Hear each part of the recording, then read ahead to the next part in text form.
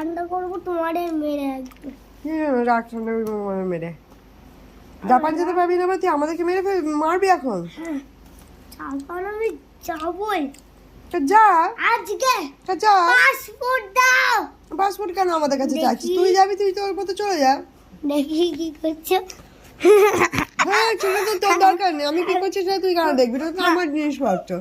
তুই জাপানে যাবি, যা চলে যা, আমার কাছে পাসপোর্ট চাবি না, যা। শুনেছি যে ওইখানে আজ স্কুলে খবর এসছে যে একটা পাগলা কুকুর 4টে গরুকে কামড়েছে। আমি তো স্কুল থেকে আসার কথা খবর পেলাম যে একটা পাগলা কুকুর হঠাৎ করে খুব পরিমাণে খেপেছে, 4টে গরুকে কামড়েছে, গরু দুধ খেতে বারণ করেছে।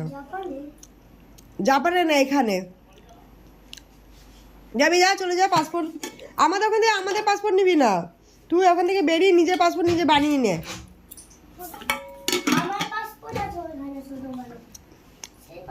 ছোটবেলার পাসপোর্ট তো এখন কাজে লাগবে না, এখন বড়বেলা এখন আবার একটা পাসপোর্ট বানাতে হবে, 2টো পাসপোর্ট লাগবে, বললাম শুনলি না?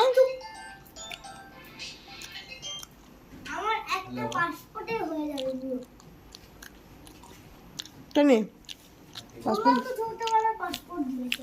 মোটে ছোটবেলার পাসপোর্ট, সময় এই কদিন আগে বড়বেলা পাসপোর্ট বানিয়েছে। কদিন আগে? আমি তো আজকে চলে যাবো।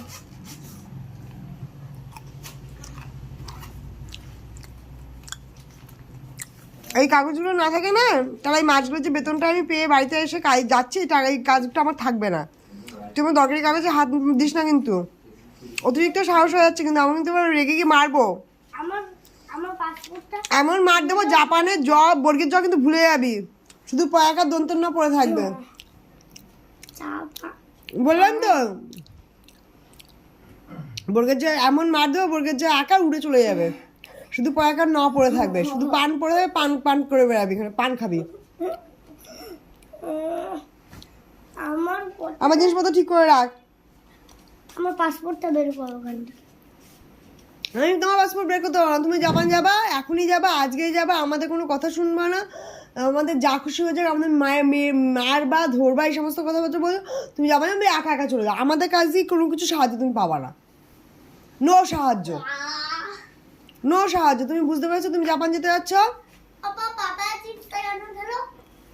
চিপস খেয়েছে, কারণ পাপার নামটা পাপায়া চিপস, তাই পাপা খেয়েছে, আমি তো খাইনি। মামায়া চিপস লেখা ছিল তো, আমি তাই, আমি আমার কথা পাপায়া চিপস লেখা, তাই পাপা খেয়েছে।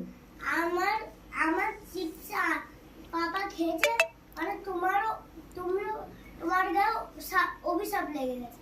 এ কি অর্ধাঙ্গিনী।